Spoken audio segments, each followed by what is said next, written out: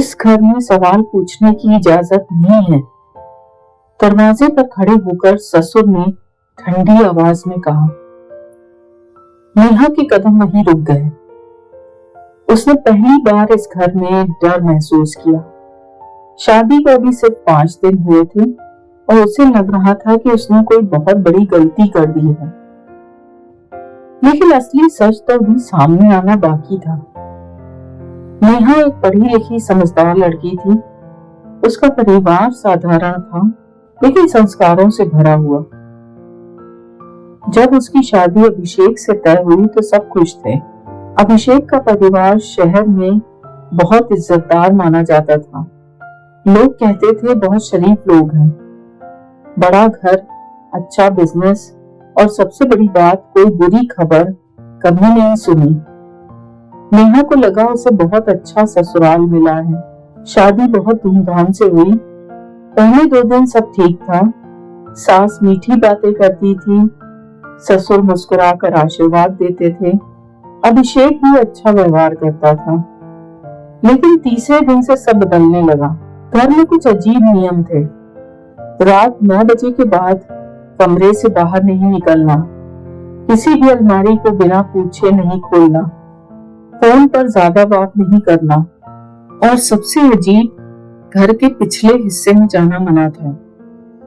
नेहा को यह सब अजीब लगा, लेकिन उसने सोचा शायद हर घर के अपने नियम होते हैं। एक रात उसे पानी पीने के लिए बाहर जाना पड़ा। वो धीरे से कमरे से निकली, तभी उसने देखा घर के पीछे वाले हिस्से में हल्की रोशनी थी और वहां से कुछ आवाजें आ रही थी, जैसे कोई बहस कर रहा हो। नेहा का दिल जोर से धड़कने लगा। वह धीरे धीरे उस तरफ बढ़ी, लेकिन तभी पीछे से आवाज आई, कहाँ जा रही हो? नेहा मुड़ी। ससुर खड़े थे। उनकी आंखें गुस्से से भरी थी। वहां जाना मना है। नेहा तुरंत वापस लौट आई, लेकिन अब उसके मन में सवाल बढ़ गए थे। अगले दिन उसने अभिषेक से पूछा, घर के पीछे क्या है? अभिषेक कुछ सेकंड चुप रहा, फिर बोला, कुछ नहीं, बस पुराना स्टोर है। लेकिन उसकी आंखें कुछ और कह रही थी। दिन बीतते गए। नेहा को लगने लगा कि इस घर में कुछ छुपाया जा रहा है। एक दिन उसने देखा सास चुपके से किसी को खाना दे रही थी और वह खाना घर के पीछे ले जाया जा रहा था। नेहा अब खुद को रोक नहीं पाई। उसने तय किया आज वो सच जान कर रहेगी। उस रात जब सब सो गए, नेहा चुपचाप उठी, धीरे धीरे पीछे वाले हिस्से की तरफ गई।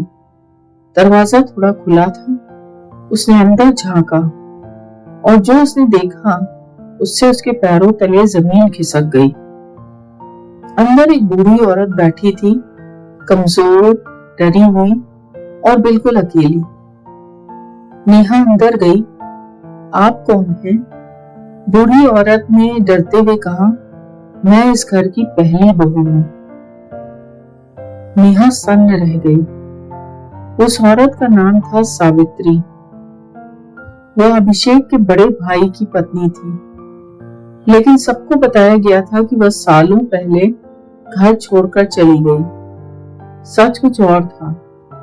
सावित्री ने बताया, मैंने इस घर के खिलाफ आवाज उठाई थी, इसलिए मुझे यहाँ बंद कर दिया गया। नेहा के रोंगटे खड़े हो गए।